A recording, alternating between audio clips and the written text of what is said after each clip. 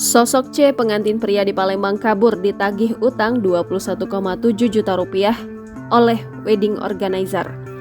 Sosok pengantin pria berinisial C di Palembang kabur setelah ditagih hutang pihak wedding organizer atau WO. Diketahui jika C dikabarkan kabur setelah utang 21,7 juta rupiah oleh pihak wedding organizer. Sosok C atau bernama asli Chandra adalah pengantin asal Palembang yang viral lantaran kabur usai menikah saat ditagih hutang oleh pihak WO. Diketahui jika Chandra merupakan warga Palembang yang tinggal di daerah Talang, Jambe.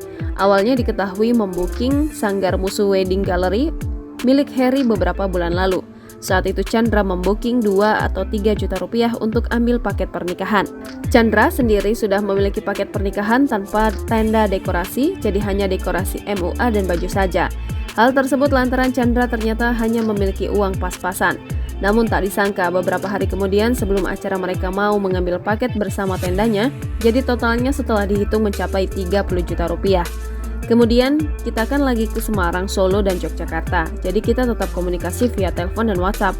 Seperti biasa di H-7, pegawai kita profesional menanyakan mau tambah DP nggak? Dijawab iya, nanti mau transfer, cerita Harry.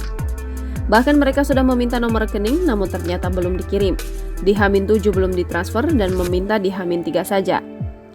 Karena kata keluarga perempuan semua uang pengantin dipegang oleh calon pria. Ketika ditagih di H-3, minta di H-1 saja.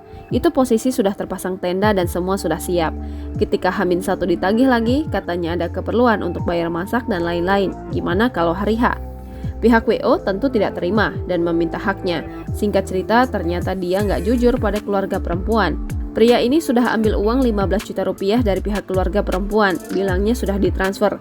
Tapi nyatanya belum ada. Akhirnya si pria pulang dan berjanji akan datang lagi di H+2. Beberapa hari kemudian, keduanya, Chandra dan Dila, menghilang.